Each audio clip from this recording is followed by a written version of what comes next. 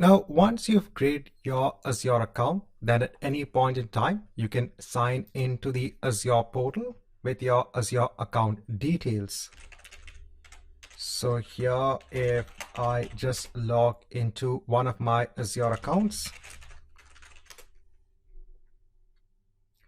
so I'll just click in No to stay signed in. And here you will be logged into the Azure portal.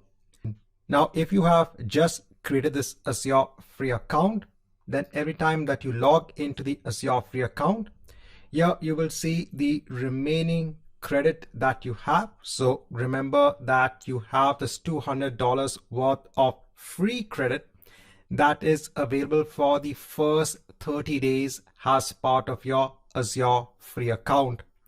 Once the 30 days are complete, then you can upgrade onto a pay-as-you-go subscription, wherein you pay based on how much you use. Now, once you log into the Azure portal, so you might not see any sort of resources in place. So currently here I can see I have two recent resources in place because I had created a resource earlier on. But if you have freshly created your Azure account, you might not see anything in the recent resources section. Now here you have links onto common services. So for example, if you want to create an Azure SQL database, you can click on this icon. If you want to create an Azure virtual machine, you can click on this icon.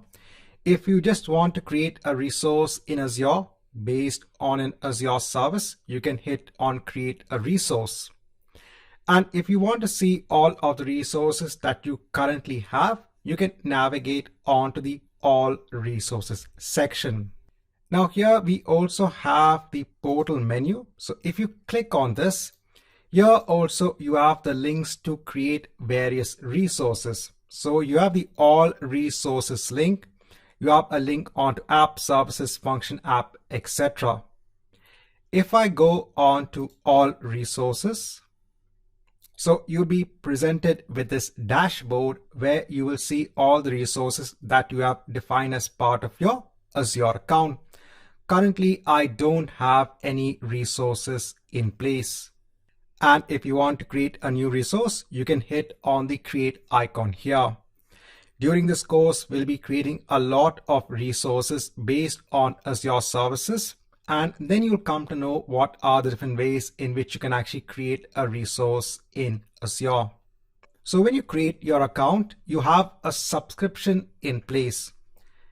Here, if I type for subscriptions and if I go on to the service, here I can see I have one subscription in place, and here it will actually populate what is the current cost. So I don't have any cost linked onto my subscription as of yet. So the important thing to understand is the Azure subscription is used for billing purposes. So if you start working or creating resources on the Azure platform, if there is any cost linked for that particular resource, it will be billed onto your Azure subscription. So just want to let you know on this important point, your subscription is used for billing purposes. So in this chapter, I just first want to have a brief overview on the Azure portal itself. So we'll be doing a lot of work on the Azure portal.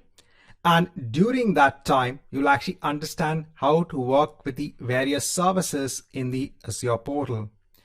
If you want to go back on to the home screen at any point in time, so you can click on the menu and you can click on home over here.